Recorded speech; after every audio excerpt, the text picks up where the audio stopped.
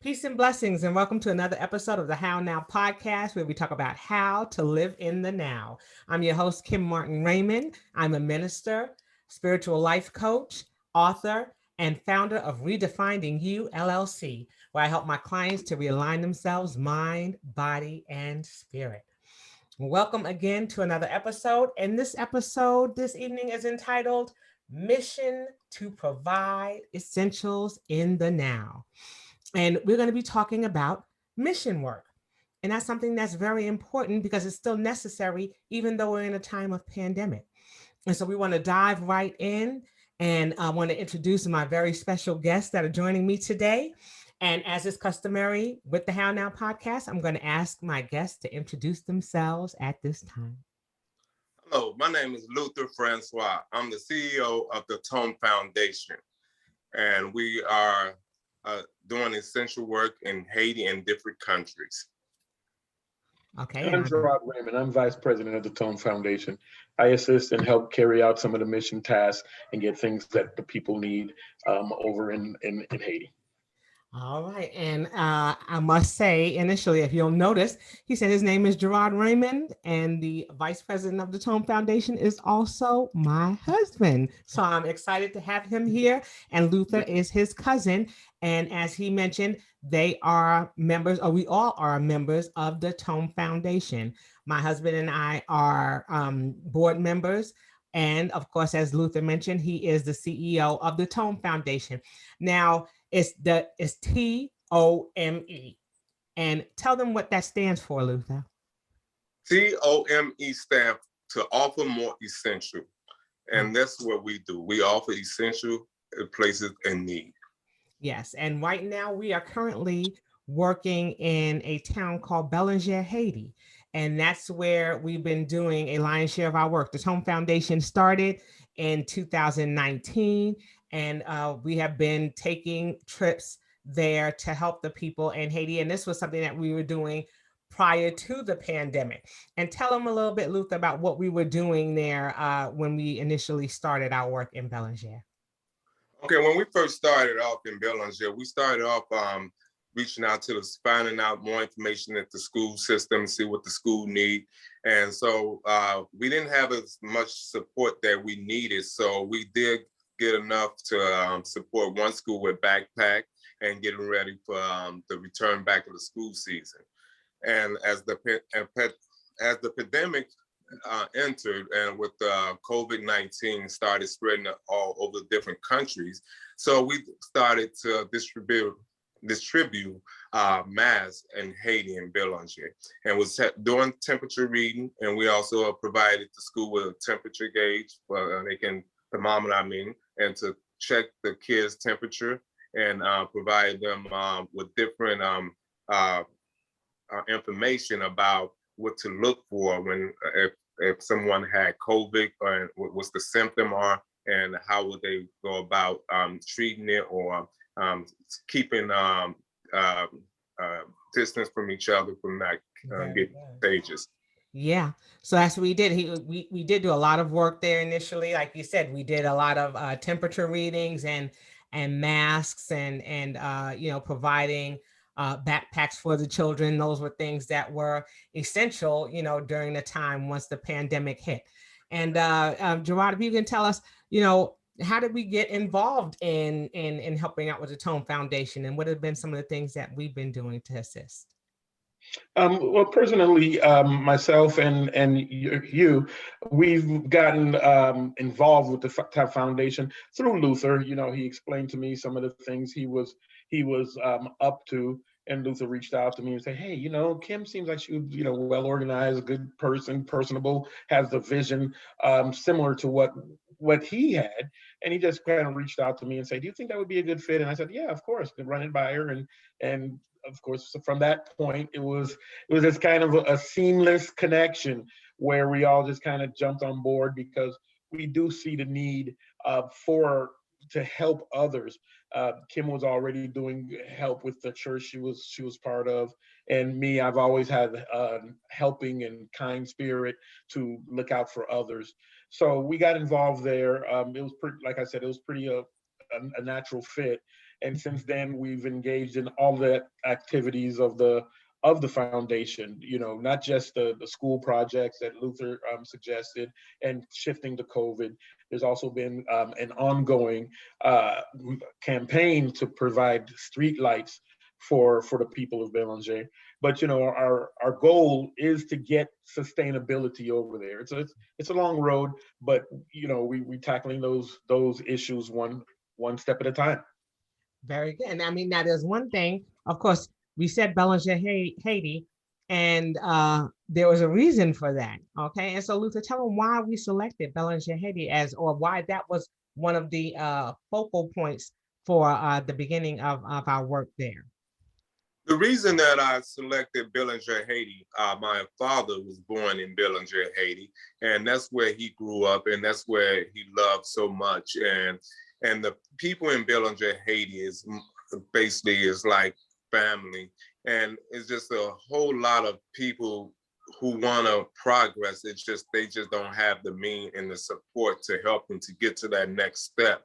And so as I was there and I was watching and seeing different mission come through, and I wasn't seeing the progress being made. So at my daughter, and when she came and visit to Haiti one time, she said, "You know what? We should start a foundation and help." And I thought about it, and it came to me and I just said, okay. I realized this is something that I needed to do after I prayed about it, and God kind of showed me the path that I need to take, the route that I need to be on, and so that's when I named it after my father's name. My father's name is Chrysostom Francois, so that's why we named it TOME Foundation, to kind of give him the founder of the TOME Foundation, so people can understand the background of the TOME Foundation. Yeah, and I mean, I think that's wonderful because you saw a need. It was an area that your father was raised in. Both you and Jerrod are of Haitian descent, and so to start a foundation in an area that you're familiar with, that you've had opportunities to visit, several times, is definitely something that makes it tangible. It gives you skin in the game, so to speak. It gives you an opportunity to say, okay, these are some things that I can do to help those who, are a part of, like you said, your family. Right. And then you're able to go ahead and expand those services, to other countries, but you start, in your hometown first. And so I think that that's a wonderful thing to do, and that you named it after your father. And I love the acronym, to offer more essentials, because that's what we're seeking to do. And as Jerrod said, this was something that you brought to our attention, and we were excited to be able to jump on board and to be a part of the process, and to be a part of being boots on the ground. So we have had opportunities to go there. And I want to give Jerrod an opportunity to talk a little bit, like you said, about first, let's talk about the technical things first, because Jay has an IT background and was able to help in building the website, and also to building a map that's helping to identify some of the spaces. So talk a little bit about the technical portion of the TOME Foundation and things that we're doing there. Yeah, well, the technical portion, it's actually a large part of the organization. In today's world, in order to get the reach and the breadth that you need to reach people and get resources efficiently and quickly, you need some technology. The way that you have to do it these days there's a big social media presence out there where people engage with others socially, especially now with the COVID kind of restricting some of our movements in person. Some of the older ways we used to do things is, physically directly talk to people, fundraising each other's physical presence. Now, we have to reach out to some of the things like through websites, which I was able to help create and maintain. And then we have the new technology, as we're saying, well, our intentions is not only to bring things that we have heard the people say they need, but we need to systemize those things. So like when our last campaign, when we went over, we did some back to school drive, and we also had an event to come. We always try to help the community in other ways, like through feeding them or giving them education about COVID and wellness and hand washing and face mask, social distance. We were also able to see that in that same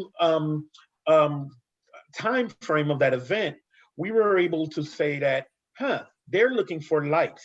And that's something that Luther spearheaded and started to bring, is lighting to the streets, because in the rural areas, electricity is not normally provided, and a lot of things has to work off flashlights, battery operated, sunlight. And so bringing street lights to the community is another technical project that we're having.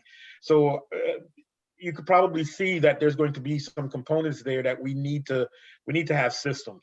So one of the things that came to mind was knowing our demographics, knowing how many people are in Belanger, knowing how many street poles are existing, where we can put lights, how to identify them, how to maintain them, how to project which ones are the next ones. It kind of led us to believe that we need some sort of mapping system. So what we decided to do was create a map, and in that map creation, it identifies in two ways. We needed a map to know our local area. That's one that Luther has been mainly creating, because he knows the terrain of the land very well. So he can put those poles and those markers and street lights that we have, the existing possibilities, that's on a map that's localized to us. But then we also identified we need a real map presence as well.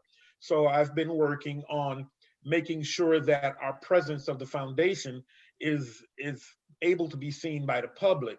So we've increased our presence technically through Google Maps. So when you go on and you search for us, you can find us. You can see our pin. You can communicate with each other via the search tools and things like that, and find us. So that's the latest part of the technology. But ongoing, we're always going to need to keep our social presence. We're always going to need to keep our website updated and reaching the most amount of people. And now we've implemented maps, and that's just the beginning. When we start going into other things for the schools, we're going to need to keep track of what we do with the schools, not just on paper, but a way where the schools can tap into us and see what we have for them, and we can let them know what we can provide for them. So technology is a major component to what it's a huge part. It's a huge part. Yes, exactly, it is. Yes, and I was going to say, I'm going to have you talk, Luther, a little bit more about our boots on the ground efforts there, and the board members that we have in Haiti. But before we do that, I just wanted to talk about the fact that when we talk about mission work and we talk about going and helping, there's a lot behind the scenes that takes place. We during that time of pandemic, we were intentional about making sure that we were doing those demographics, making sure that Google Maps was set up, that we had a plan and a course of action for the things that we wanted to do, regarding providing those essentials that we talk about. So like Jerrod said, it is a huge technology piece that has to transpire when you're talking about doing that. There's a lot behind the scenes, and that's what many of the mission organizations are doing. There's a lot of behind the scenes. There's a lot of fundraising, things that we were not able to physically go out and do, but that technology has been able to provide for us. It has given us, it has moved us to social media. It has moved us to, other avenues such as this one, where we can advertise and talk about the importance of the work that still needs to be done. Because even though the pandemic has hit, it doesn't mean that we still don't have places that are in need. They're still in need, and more so because of the fact that the pandemic hit. So as Luther said, going in and bringing thermometers into that area so that temperatures can be checked, setting up hand washing stations and things of that nature, providing, literature in Creole and Haitian Creole so it can be understood, just making sure that we're bringing education to those areas. So like I said, we talk about that. Now I want Luther to talk a little bit about being boots on the ground, because Luther goes there several times a year. And, you know, we talked about the lighting, and the type of lighting that we're talking about is solar panel lighting, because as Jerrod indicated, you know, they have limited electricity there. And so, you know, they're going to get a lot of their power to be able to have lights there in areas that are dark, because they're rural areas that technology is needed, that lighting is needed. And so, you know, solar power has been the way to go. So talk a little bit, Luther, about boots on the ground, the things that you're doing as you go there, and the members of the board that we have there in Haiti. Okay, just piggyback back on the solar panel light. When we had an event back in, I believe that was in August, you was there and Jerrod was there, and we did a survey. We asked the people what did they want, and everybody said they wanted lights. So once they said that, and because you know, we have lights and we take benefit of lights here in the U.S. and we get electricity. You have to think Haiti don't have 24-hour light system. So if they don't have lights, and you know, when daylight saving time come, you know, it get dark early. So people is in their home around 4 o'clock and locked doors because no light, no electricity. And most people don't want to be out because it's too dark. So what we started doing, Kim donated a couple of solar panel lights, Jerrod donated a couple, I donated a couple. So we started installing them here in Bélanger, Haiti. So we try to hit the key point where it was mostly important, that where safety was very, very important. We try to put the most important spots where it was more safe for the people who's going into their home, or and where it was a dark spot where we just wanted to have a little clearage where people can be safe coming back from town, coming back home. So we've been doing that, and we're still in progress in doing that. And right now, since this election, and they've been giving a little electricity for a short period of time, they still don't have electricity 24 hours. But now with the bulbs that the electricity poles that they have there, they don't have light bulbs. And the people of the town have to purchase a light bulb, and the light bulb that they use is not the proper light bulb, so they don't last long. So we have to bring some from the U.S. to take down there, but we can give some very clear light bulbs to light up the street. And when they stop giving electricity, they'll have the solar panels. Right. So and when I go there, and it's not just only solar panels and helping with the school system, and you know, not everybody have running water. So what's happening is they have a well, and most people have to go to this well and get water, take back to their home, so they can wash, so they can bathe, and you know, do cleaning. And this is how they commute water. And when I first was there, the pump was broken, and so I took the initiative and had some people, and we fixed the pump. And before that, they had to walk a quarter of a mile to go get water to bring back to their house. Right. And now and then the water is not drinking water. It's not drinking water. No. Yeah. It's not drinking water. This is just for bathing, washing, and this is what it's good for. Yeah. You know, some people do take the advantage and drink it, but you know, if you would try to drink that, Kim, you probably get sick. You know, so it wouldn't be good for us. But like when I'm there, I have to buy water to cook with and drink. So we want to change a lot of that, and we can't do that by ourselves. That's why we're looking for donors. We're looking for volunteers, hands-on, come down and see what's happening and see how can you help, be part of our dream and helping Bélanger. And not only Bélanger, there's other countries having the same issue. And we just want to spread our help and support to all these different countries in poverty that's going through these different issues. So I think this is my calling that God gave me, you know, and I'm gonna be 50 years old in June 26th. And I said the next 50 years, I want to do my service, giving God the rest of my life and doing the things that he need me to do. If this is what it is, this is what I'm going to do. And I'm just so happy that God has blessed me with you, Kim, because you've been a very great support and been helping and been a real dedicated to the foundation and doing all what you can to support the people in Belanger, Haiti. And I commend you for that. And I just want to say thank you. And same to Jerrod. And I know we wouldn't have I wouldn't be able to do none of this without Jerrod and you. And I just want to say thank you, God, for blessing me with you all. I appreciate that. You know, we love you more than anything. Hey, I love you too. You know we do, and that's it. You know, you're passionate about what it is that you do, and we want to make sure that we continue in that vein, and that we don't let the fact that this pandemic has taken place keep us away from the things that we can do to help others. Now, I mentioned that we have a board. We have board members that are in Haiti, and they are our boots on the ground. So talk a little bit about the people who we have there in Haiti. Okay. So when I went to Haiti, I know we could not just have a foundation here in the U.S.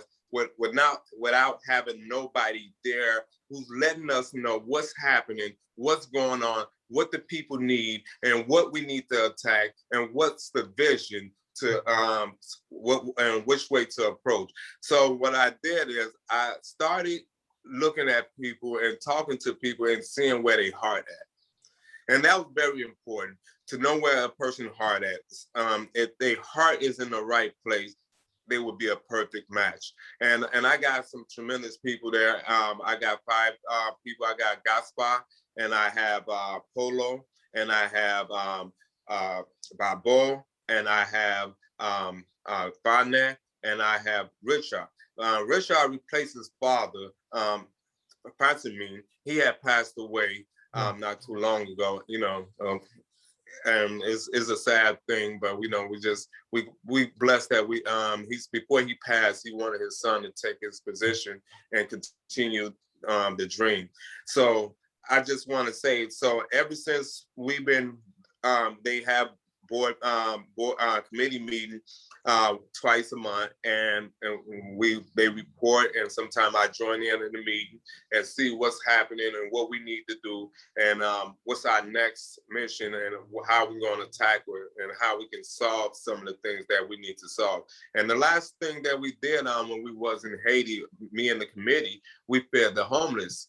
And that was a good thing. You know, we didn't know it was a homeless place. It's not in Belanger, but it's it's a place inside, but it's the next town over. It's called Kabaga. And this is where most of the homeless people is at. And they need our help, you know, and they in need of a lot of things. And, you know, so it's been difficult. If you don't have the passion of going to a third world country without lights and without water, and, you know, and just be able to put everything that you used to in the United States aside, and just have a mental mind saying you coming to help and meet these people where they're at, to help them the best way you can, and, you know, and leave knowing that you made a difference. Right. That goes a long way. Yes, it does. It absolutely does. And I mean, before the pandemic hit, we were scheduled to go to Haiti, and they had shut everything down. We were not able to go, and you know, we had to wait several months before things opened back up for us to be able to go. And that's important to talk about too, because of course, you know, you're talking about traveling, you're talking about COVID, you're talking about the risks. And there were a lot of things that we had to do before we were able to go. We had to make sure that we had COVID tests, and that we had to have them within a certain length of time before we were able to go. And you know, we wanted to make sure that we were safe, and we wanted to make sure that we were not bringing anything or carrying anything over into those areas, because the area where Belanger is is out in a more rural area, so they were not exposed. And so we had to really make sure that we were not bringing anything into those areas and putting people at risk. So Yeah. that was a difficult thing, going there. But Jerrod, I wanted to ask you, because we were able to finally go in August, and we did an event where we fed a lot of families. We were still giving out masks during that time, and also doing the campaign for the backpacks and what have you. And so talk a little bit about how the experience was for you. I mean, we've been to Haiti a couple of times prior to, but what was that experience like, doing that event and doing it under the umbrella of the TOME Foundation? Yes, like you were saying, we've been to Haiti a few times, so we came with a little bit of expectation of what to expect. But Haiti, just like in most any place in the world, is going to have areas that are completely different. Oftentimes from the media and things, for people who haven't been to Haiti, you might get the depiction that Haiti is just always impoverished and everything is just it's just always a lot lower standards than we have here in the U.S. However, there are areas in the capital and in other places that are just as lavish, five-star hotels and things like that. Fortunately for us, our Lutheranized families, we come a little bit of the outskirts of the big city, and so we're more familiar with the rural nature of things. Like Luther explained, there's sometimes lack of running water, lack of electricity. Some of the common places we find here in the U.S. are not so readily available. So with that being said, I had a pretty good foundation of expectations. However, when it comes to service, it's totally different. You come with the mindset of, I'm not going there to quote, like we say, just chilling in the area. You're coming to work, and then you're coming to give, and you're coming to learn and give feedback and provide and receive information. And so what I've found from the backpack drive and experience is that you hear that people are in need, but then when you see the people or you get in their presence, it becomes real personal. Um, to know that they're children that don't have the resources is one thing, but to see them in school sharing a textbook or sharing a pencil, now it got really real fast. Mm-hmm. And so the ability to be able to provide these backpacks at that event, knew that we were able to make a difference in the lives of some children as far as just getting their schoolwork done. And then one of the videos that we've made, because we periodically make videos that we post online to keep people abreast of what we're doing. One of them was how COVID affected the lives of people. And with social distancing, schools in Haiti, even though they weren't that exposed, it's believed that the COVID numbers are very low, almost undetectable in those rural areas. But even so, they started to make precautions and they shut schools down. So if you could imagine that before they were sharing a pencil in the classroom, now if they have to work from home or have remote learning, which is no technology for that, so you just kind of got to send the kid home and hope he does some work. How? The textbooks were shared, the resources, the pencils, the paper. What are they doing?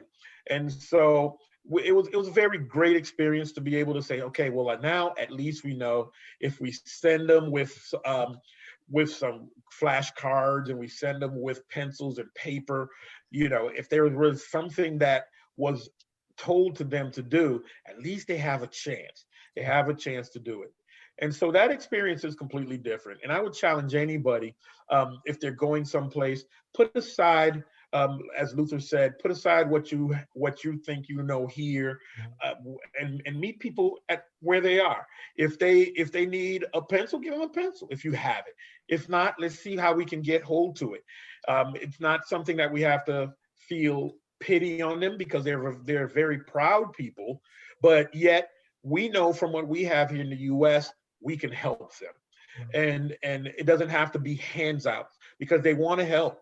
When we have the drives, one of the big things that we're tackling now with our future drives is how to organize the help. In other words, it's not a bunch of impoverished people just standing around looking for a handout. We have more people jumping in, wanting to do. So we have to have systems in place there, and um, it's humbling.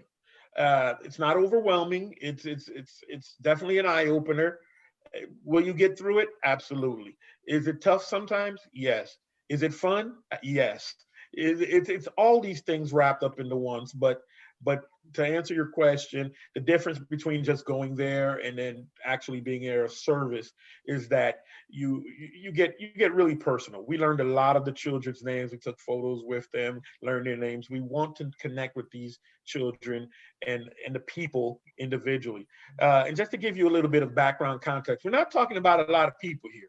Where we started, the city of Bellinger is expected to have only about 6,000 residents there. So we feel we can touch each and every one of them. Each and every one of those 6,000 people can get something from us, whether it's a kind word or a meal or education or a resource. And we feel we can do that. So I encourage again everybody to come out, and then we're going to be pushing for volunteers soon. So you'll hear a lot more of us in the near future. Yes, that's awesome, baby. And exactly, it is a humbling experience. It is something that's different. Like I said, Jerrod and Luther are of Haitian descent. I am African American, born here in the States. And so, yes, it was an eye opener. It was something different for me going into a country that I was unfamiliar with, and learning the culture and understanding, that there is a difference. There's a little bit of a language barrier. I don't speak the language, so I have to rely on, Luther and Jerrod to translate for me. But, the thing that is universal is always love, a smile, a fist bump at this point, because we can't hug the way we want to. But those types of things, people know when you care, and they can see it in your eyes. They can see it in your mannerisms. And so there's a lot that we learn as we go into different areas. But like I want to keep reiterating that, in this time of pandemic, it has been difficult because you want to make sure that people are safe. You want to make sure that you are not bringing anything into areas that may affect the people. So it's important to know what's going on, to know the expectation as we're continuing to travel. And we plan to travel again in June. Luther and Jerrod will be traveling back, and then I will be joining them again in August. And I'm going to have Luther talk a little bit about what we'll be doing, in the next couple of months. But just being aware of, what is required of us as we travel. And we know that, we have been, myself and Jerrod have had our first and second vaccinations, and we still are required to do COVID tests coming and going now. And that's something that's different. So we're just making sure that we're taking all of the precautions that we need to take to make sure that the people that we are going to help are safe, and that we're not doing anything to compromise their health or anything that's going on in their area. So I just wanted to make sure that we were clear on that, because when we talk about mission work, we wanted to make sure that we're providing those essentials, but that we are not putting any of the people that we are serving in any type of danger. And so with that being said, I wanted to give Luther an opportunity to talk a little bit about what we have upcoming in August. Kim, before I go into that, I just wanted to mention something. It's a little off subject. I was visiting my grandchildren last week, and my son and his fiance decided to take their son to the park, and take him to the park, take him to the swing, and I'm watching my grandson play. And I'm saying, okay, this is beautiful. And same thing that I did with my kids when they was growing up, take them to the park, ride the bike. And a lot of Americans do that. Right. And the thing about Haiti, and Bellinger, Haiti, they don't have a park. They don't, I watch these kids make kite out of plastic bag with sticks and string up it to use that as a toy, or they'll take what's this? A gallon of milk, a can, and turn it into a car. And these are things that, you know, they fascinate me, how creative they get to have something to play with. And this is something that I've been talking about also, that I wanted to put a park in Belanger, somewhere where they can go play basketball, somewhere they can get on the swing and go on the slide. You know, these are the things that these rural places lack of, and we have maybe every 3 or 4 miles from our home is a park, is a slide somewhere near you that you can just go and take your son or your grandchildren to the park and play. This country, this place, no, is that they don't have that. And this is something that I wanted to implement to them and bring to the community, and so they can have something a little different to see, instead of, you know, just standing and trying to figure what they can do. They have somewhere they can meet and spend time with their parents. But getting back to the event that we have in August, well, in June, Jerrod and me will be going to prepare ourselves for the stuff that we need to bring for August.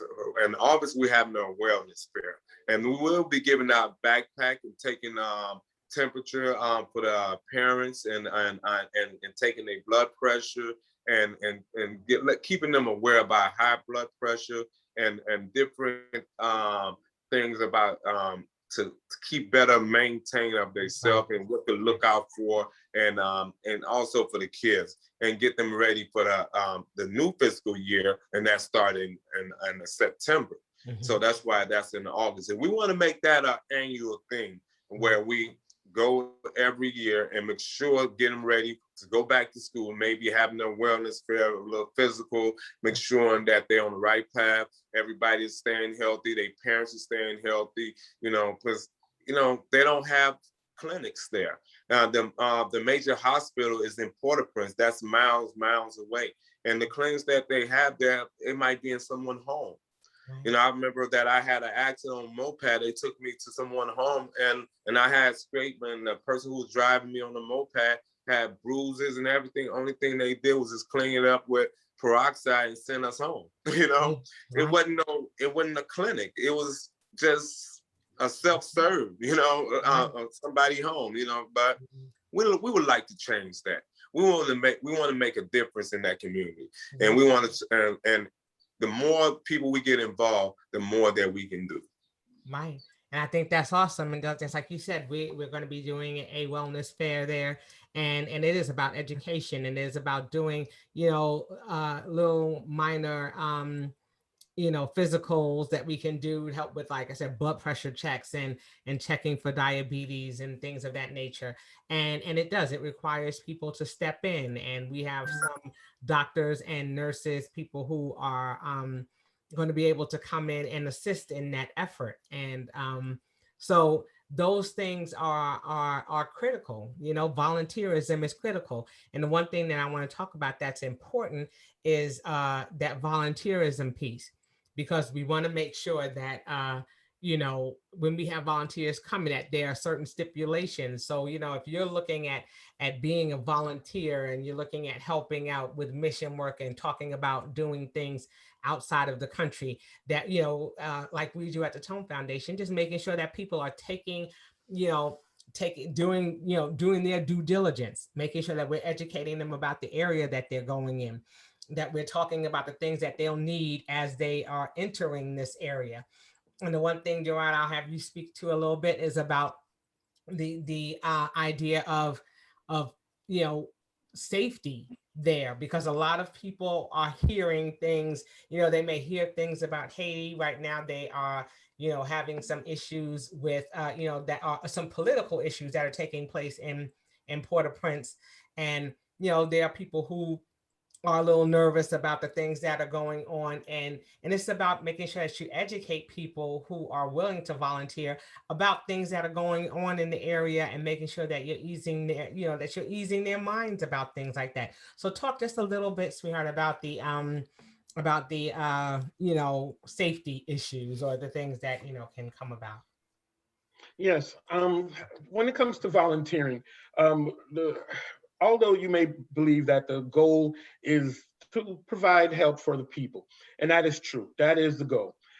However, in the background, in order for that help to be well received and to be effective, you have to have a lot of pieces in place. One of the number one things that has to occur is the safety of yourself as volunteers and the people you're helping. So what we do, we take that very seriously, because not just regular safety, as everybody should be aware of and focused on. Haiti has a couple of things going on. One, there is always, for the past couple decades, some sort of political unrest or financial distress, or like a earthquake of environmental distress. Haiti has some challenges.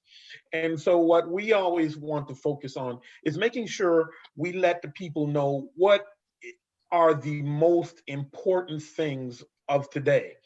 In the media, especially what we get here in the West, is a lot of the, how else can I put it, the negative media of what's going on, as far as the political instability, the personal security issue. You might hear about some sort of political battle or back and forth, or you'll hear about some personal security issues like kidnapping or something like that. Do these problems exist? Of course they do. However, we have two advantages, or several advantages. Number one, where we're going to volunteer, we're in the rural areas where most incidents do not occur. The areas where we're receiving news here in the U.S. are areas where the hotbeds are. Almost, if I were to give you an example, same with here in the United States, crime exists. Does it happen in your neighborhood? It can. But does it happen all the time? The things you see on the news are not the things that are necessarily happening in the area you are.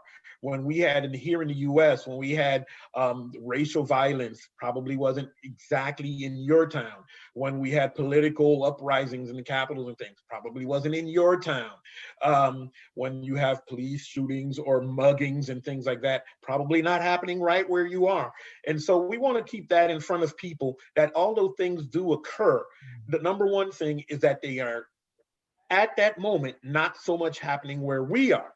So that's the first good. It's not as prevalent as you may think. But does that change the fact that you have to have security? No, it does not change that fact. So what do we have in place? We have in place, one, familiarity with the people there. As I mentioned earlier, there's only about 6,000 people in the area of Belanger. We know most of them. And so that helps as well. Then we also have members of our board or affiliated with us who has direct connections with city government and can ensure us some security forces. So that allows us to have professional security whenever we're in town with our crews. Also, another thing that we're implementing the concept of our maps. We're designing our maps ourselves. We're putting local landmarks on the maps. So if we do get into an area that for some strange reason we may need to be not as familiar with, we at least have a guide onto where we are, what to be cautious of. And adding to that, we also have location familiarity of our surroundings, because not just because of the map, like you can look at a map where you are, but we'll know where we are. We'll know how to move around, because that's very important. Just like anything, anywhere, knowing your surroundings, knowing who you're with, knowing your own personal and local safety is going to be your best resource. And then we take other precautions. It might be long to go in here, but we down to how we move around, who we move around with, when we move around, where we're going to go. All of these things are well mapped out, so that way we're not catching any surprises as much as possible. As far as the actual trip itself, we're taking checklists and precautions on how to move around in this COVID environment, how to move around at the airport, the transportation to and from locations. We're pretty much holding back on nothing to make sure that safety is not going to be the first thing on your mind. We want you to be able to look at all the beautiful trees and all of the wildlife that's there, immerse with the people, try and figure out what he's saying to you, and back and forth. We want that to be your experience. And what we'll be doing in the TOME Foundation in the background is making sure that we're operating in a bubble, and that we've already laid out a well-planned, well-oiled system and groundwork to make sure that people don't run into any problems that's going to prevent them from having the best experience that they can have. I absolutely love that. That's awesome. That's awesome. And Luther, like I said, just you know, I know that you're very passionate about the foundation and the work that we're doing. And again, just talk a little bit, you know, as we start to wrap things up, talk a little bit about the future. What do you see? What is your hope that you know, will happen as we continue to do the work there and beyond? Well, the future, well, I want to be able to build a location for the TOME Foundation where people can get trained, be educated, training where they can be self-sufficient and learn how to make an earning and provide for their family. Educational trades where they can use that trade to continue to make progress in life. And even if they decided to come to the United States, they can use that trade to make a living. So we want to educate them, and we want to bring them to a new level that they're not familiar with. And you know, most of the time when I go to Haiti, as we have, like Jerrod says, technology is so advanced here in the United States. And then when you go to Haiti, some of the volunteers will see, they see a person using a handsaw to cut a wood, or instead of using a pipe wrench to loosen a pipe, they might use something that you wouldn't believe, you know. And it's just amazing. They use what they have, and like we have what's that ilty back that drill into the ground.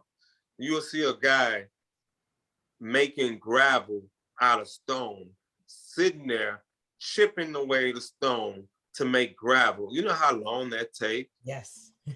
And this is what he do to feed his family. And I know it's another technique. You know, the technology they have now, you put a stone in there, it turns into gravel in less than a minute. Right. And this guy is chipping away stone to make gravel. Right. And you know, and this is what's happening.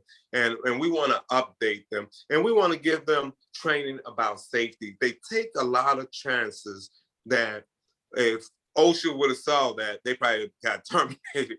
Because you know, it's just they take things because they don't know. Right. And they have to be educated about safety because their family count on them to go out to make a living, and they have to take the precaution.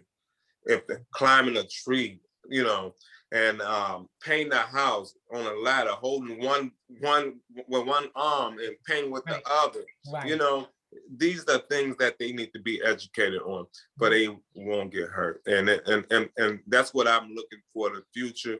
having a location, having volunteers, educating them about safety, educating about different trades that they can learn to learn how to farm better, make better crops, and also a trade of land ceramic or a bricklayer.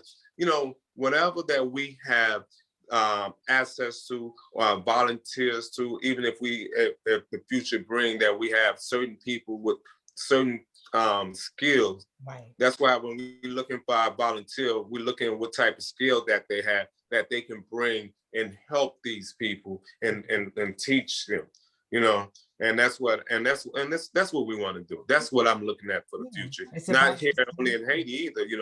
We want to take that to other country also.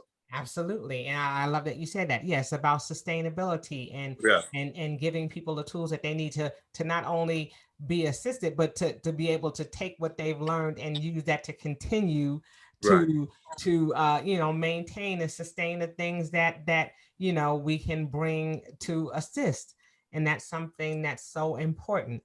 Now I know we're running close on time, but I want to first thank you guys for coming on and for talking about the TOME Foundation and for talking about the importance of mission work and safety and that there are a lot of steps and a lot of things that have to take place in order for us to be able to do the work that we do, and that it's tedious work and that it's continuous work. And so, I want to say thank you, Luther, for your vision and your mission to want to do these things for Belanger, for Haiti, and abroad. And I know that as time goes on, you will reach those goals, and God will find favor in all that it is that you're seeking to do for those who you want to provide those essentials for. So I thank you for that. But thank you for inviting me. No, my pleasure, my pleasure. Okay, now the one thing that I ask all of my guests before we leave is, what are some things that you are doing to live in the now as you're navigating, as you're here? I know that Luther, you're in Chicago, we're here in Atlanta, but what are some things that you are doing personally to live in the now?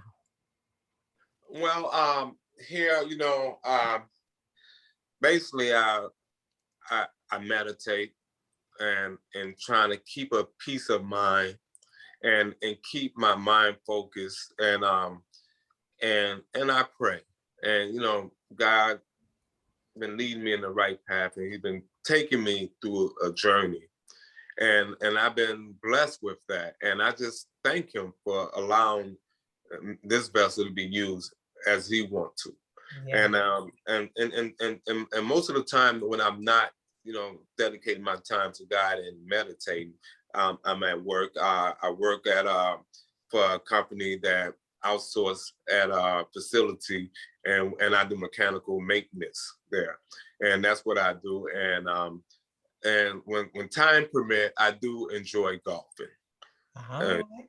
But so much time in a day, I haven't had time to golf so much because I've been focusing on the foundation, and so hopefully time will change and I get a little time for myself.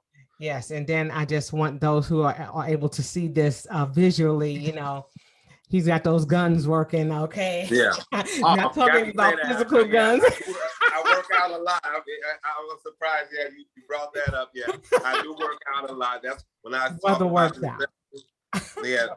When I talk about the vessel, the sanctuary, I have to maintain it. So, I get up 2:30 in the morning, work out, and try to keep it in shape, and to continue to do God's work, because He's blessing me with this. So I just got to keep doing it. Giving me the motivation, giving me the courage, and giving me the strength. I give Him the praise. Yes.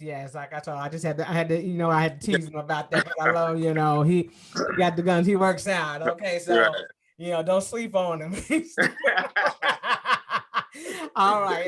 And of course, I have to ask my do I say better half? I don't know. Yeah. Okay, but I'm sorry. Yeah, that's about right. That's about right. He said that's about right. All right, Doc, what are some things that you do to live in the now besides, having such a wonderful wife to take such good care of you. I just want to throw that in there.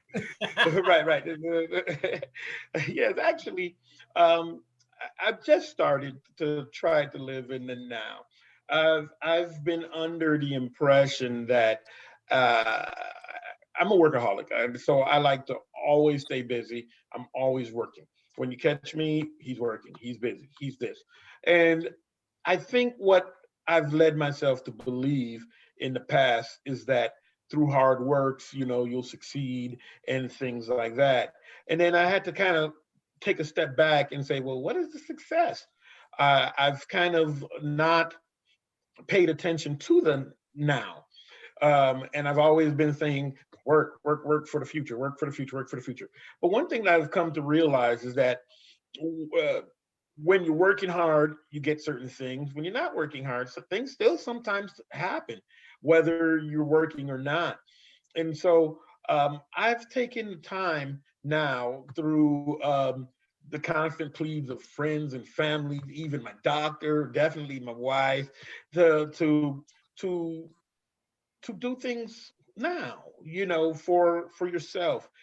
If one of the I like to listen to a lot of self-help motivational speakers, and definitely love self-help books and things like that. But one of the most profound things I've heard recently um, is someone who was talking about how to measure time in events as opposed to time.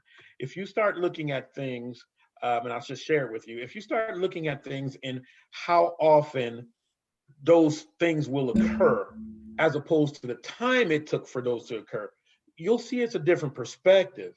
If you look at like uh, for those who know my history, I've lost both my parents in the past few years, just recently lost an uncle.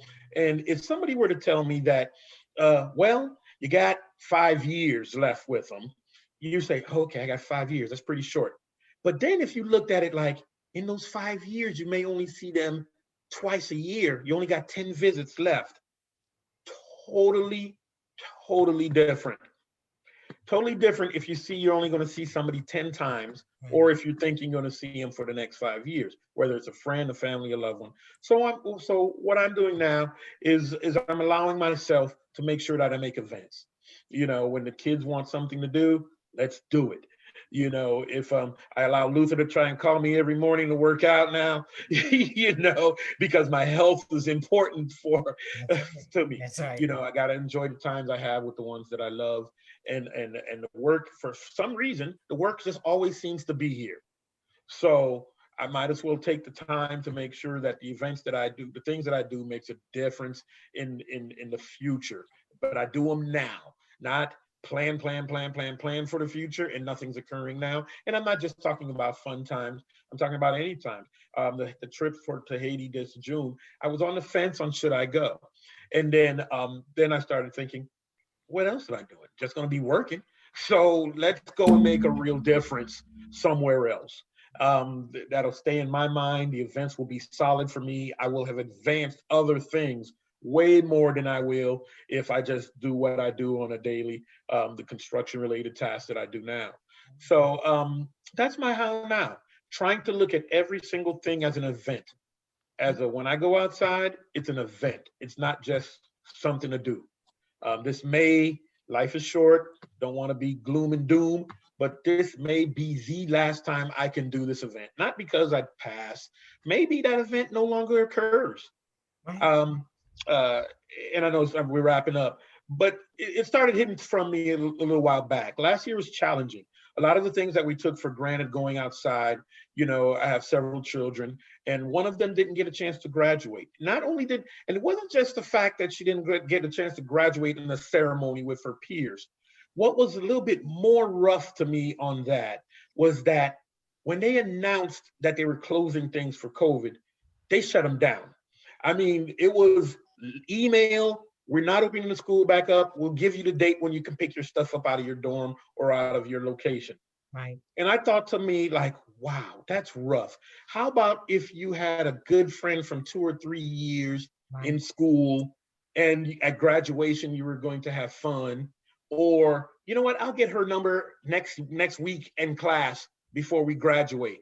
Right. Now there's no more contact with these people that Right. that you used to see every week. Right. Right. And that's Right. not death. That's Right. just you lost contact. Yeah. Right. Same with the things Right. here. Suppose I go outside tomorrow to go do something and the job is gone, or the location is closed, or the person moved, or God forbid we get sick, ill, or pass.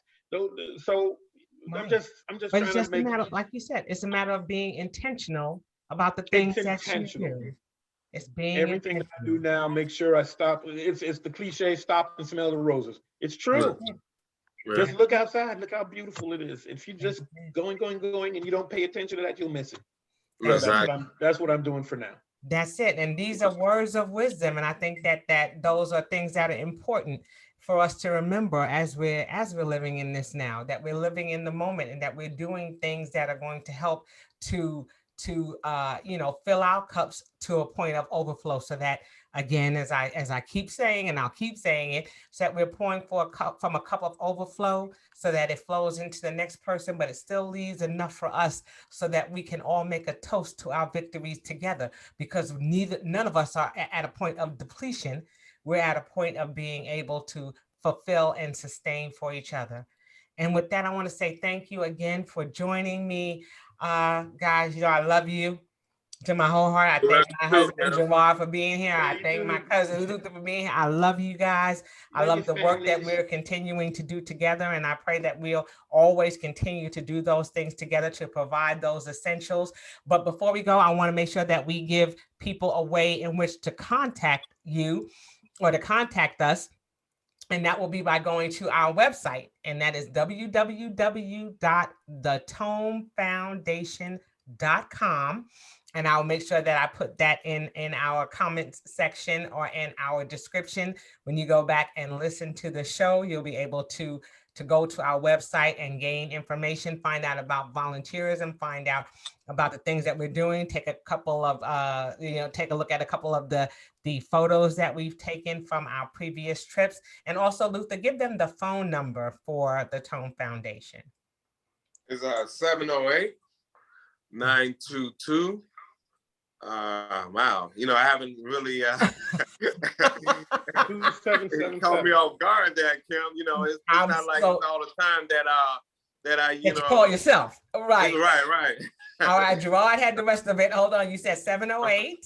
Yeah, but it's 708-277-9222.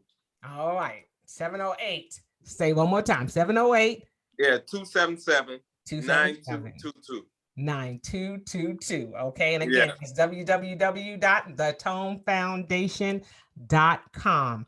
And with that, that will wrap up this week's edition of the How Now podcast, where we talk about how to live in the now. And until we see you all the next time, I say peace. All right. Thank you.